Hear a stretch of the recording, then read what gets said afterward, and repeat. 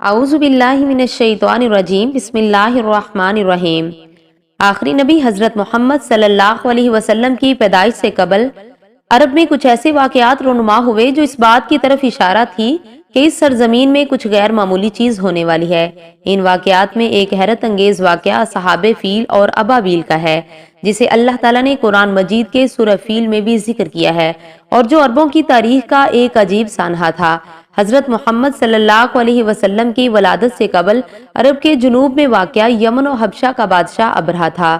اس نے شہر صنعا میں ایک گرجا گھر بنایا ہوا تھا، اور اس کی خواہش تھی کہ حج کرنے والے بجائے مکہ مکرمہ کے صنعا میں آئیں اور اسی گرجا گھر کا طواف کریں اور یہیں حج کا میلہ ہوا کرے۔ عرب خصوصاً قریشیوں کو یہ بات بہت شاق گزری، چنانچہ قریش کے قبیلہ بنو کنانہ کے ایک شخص نے ایک رات اس گرجے میں داخل ہو کر ایک حصے میں آگ لگا دی، جبکہ دوسرے حصے میں نجاست اور گندگی پھیلا دی۔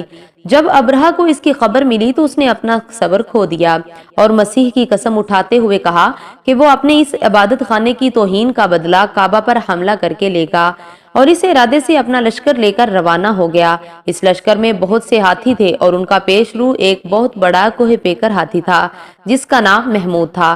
ابرہہ نے اپنی فوج لے کر مکہ مکرمہ پر چڑھائی شروع کر دی اور اہل مکہ کے سب جانوروں کو اپنے قبضے میں لے لیا، جس میں عبد المطلب کے اونٹ بھی تھے۔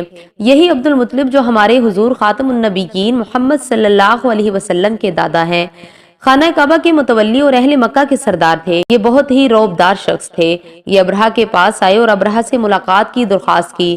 جب ابرہہ کو معلوم ہوا کہ قریش کا سردار اس سے ملاقات کرنے کے لیے آیا ہے تو اس نے آپ کو اپنے خیمے میں بلایا، اور جب حضرت عبد المطلب کو دیکھا کہ ایک رعبدار نہایت ہی حسین و جمیل آدمی ہے تو ابرہہ آپ کو دیکھ کر مرعوب ہو گیا اور بے اختیار تخت شاہی سے اتر کر آپ کی تعظیم و تکریم کے لیے کھڑا ہو گیا اور اپنے برابر بٹھا کر دریافت کیا کہ آپ کی تشریف آوری کا کیا مقصد ہے۔ آپ نے فرمایا کہ تم میرے اونٹوں کو مجھے واپس دے دو۔ یہ سن کر ابرہہ نے کہا کہ مجھے بڑا تعجب ہو رہا ہے کہ میں تو تمہارے کعبہ کو ڈھانے کے لیے فوج لے کر آیا ہوں، اور جو تمہارا اور تمہارے باپ دادا کا ایک بہت مقدس و محترم مقام ہے، آپ نے اس کے بارے میں کچھ بھی مجھ سے نہیں کہا، صرف اپنے اونٹوں کا مطالبہ کر رہے ہیں۔ حضرت عبد المطلب نے فرمایا کہ میں اپنے اونٹوں کا ہی مالک ہوں، اس لیے اونٹوں کے لیے کہہ رہا ہوں، اور کعبہ کا جو مالک ہے وہ خود اس کی حفاظت فرمائے گا، مجھے اس کی کوئی فکر نہیں۔ ابرہہ نے آپ کے اونٹوں کو واپس کر دیا۔ پھر آپ نے قریش سے فرمایا کہ تم لوگ پہاڑوں کی گھاٹیوں اور چوٹیوں پر پناہ گزیں ہو جاؤ۔ چنانچہ قریش نے آپ کے مشورے پر عمل کیا۔ اس کے بعد حضرت عبد المطلب نے کعبہ کا دروازہ پکڑ کر بارگاہ الہی میں کعبہ کی حفاظت کے لیے خوب رو رو کر دعا مانگی، اور دعا سے فارغ ہو کر آپ بھی اپنی قوم کے ساتھ پہاڑ کی چوٹی پر چڑھ گئے۔ ابرہہ نے صبح ہوتے ہی اپنے لشکر کو لے کر کعبہ مقدسہ پر دعویٰ بول دینے کا حکم دے دیا اور ہاتھیوں کو چلنے کے لیے اٹھایا، لیکن ہاتھیوں کا پیش رو محمود جو سب سے بڑا تھا وہ کعبہ کی طرف نہ چلا، جس کی طرف اس کو چلاتے تھے وہ چلتا تھا، مگر کعبہ مکرمہ کی طرف جب اس کو چلاتے تو وہ بیٹھ جاتا تھا۔ اتنے میں اللہ تعالیٰ نے سمندر کی جانب سے پرندوں کا لشکر بھیج دیا، اور ہر پرندے کے پاس 3 کنکریاں تھی، 2 پنجوں میں اور 1 چونچ میں۔ ابابیلوں کے اس لشکر نے ابرہہ کی فوجوں پر اس زور کی سنگباری کی کہ ابرہہ کی فوج بدحواس ہو کر بھاگنے لگی، مگر کنکریاں گو چھوٹی چھوٹی تھی لیکن وہ کہر الہی کے پتھر تھے۔ پرندے جب ان کنکریوں کو گراتے تو وہ سنگریزے فیل سواروں کے خود کو توڑ کر سر سے نکل کر جسم کو چیر کر ہاتھی کے بدن کو چھیدتے ہوئے زمین پر گرتے تھے۔ ہر کنکری پر اس شخص کا نام لکھا ہوتا تھا جو اس کنکری سے ہلاک کیا گیا۔ اس طرح ابرہہ کا پورا لشکر ہلاک و برباد ہو گیا اور کعبہ معظمہ محفوظ رہ گیا۔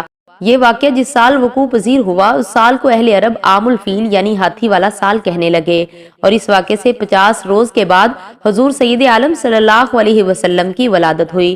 اس واقعے کو اللہ تعالیٰ نے قرآن مجید میں بیان کرتے ہوئے فرمایا، اے محبوب کیا تم نے نہ دیکھا تمہارے رب نے ان ہاتھی والوں کا کیا حال کیا؟